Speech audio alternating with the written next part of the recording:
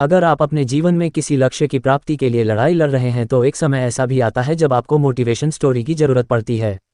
जीवन में आगे बढ़ते समय कई बार ऐसा होता है कि आप कुछ पाना चाहते हैं लेकिन वह चीज़ अभी भी आपसे बहुत दूर होता है और बहुत लोग बिना पाए ही हार मान जाते हैं, लेकिन कुछ लोग संयम और मेहनत से अपना लक्ष्य जरूर पा लेते हैं। किसी भी लक्ष्य को पाने के लिए यह जरूरी है कि वह लक्ष्य आपको फ्रीडम देता है या फिर नहीं। अगर आपका लक्ष्य फ्रीडम देता है तो आपको जरूर उस लक्ष्य को पाने की कोशिश दोबारा करना चाहिए। इस स्टोरी को सुनने के बाद आपके अंदर आत्मविश्वास और भी बढ़ेगा तथा आप अपन लक्ष्य की ओर बढ़ते रहेंगे। बस आपका लक्ष्य ऐसा होना चाहिए जो आपको फ्रीडम दे सके। आलसी व्यक्ति कभी सफल नहीं हो सकता। एक समय की बात है, एक राजा रहता था जो कि ये देखना चाहता था कि क्या मेरे भी राज्य में आलसी लोग रहते हैं या फिर नहीं। इसके लिए उस राजा ने अपने सैनिकों को कहकर रात के समय में गांव के बीच रास्ते में एक सामान्य आकार का पत्थर रखवा दिया। उसके बाद वह राजा छुपकर ये देखने लगा कि क्या कोई व्यक्ति जरा ही हिम्मत करके उस पत्थर को हटाता है या फिर नहीं। राजा वहां बहुत समय से खड़ा था और देखता रहा, लेकिन किसी ने भी उस पत्थर को हटाने की कोशिश नहीं किया।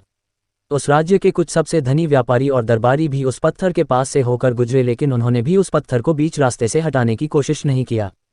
कुछ आने जाने वाले लोग राजा को ही दोषी ठहरा रहे थे कि राजा कितना लापरवाह है, राज्य की सफाई का ध्यान नहीं रखता है।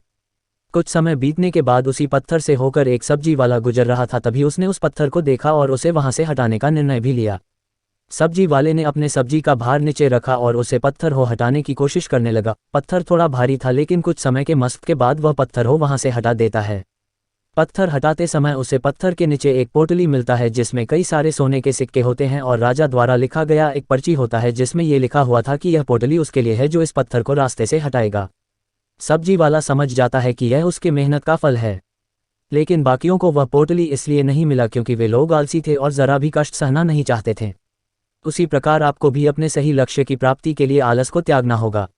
धन्यवाद। ये वीडियो पसंद आया हो तो लाइक करें और चैनल को सब्सक्राइब जरूर करें।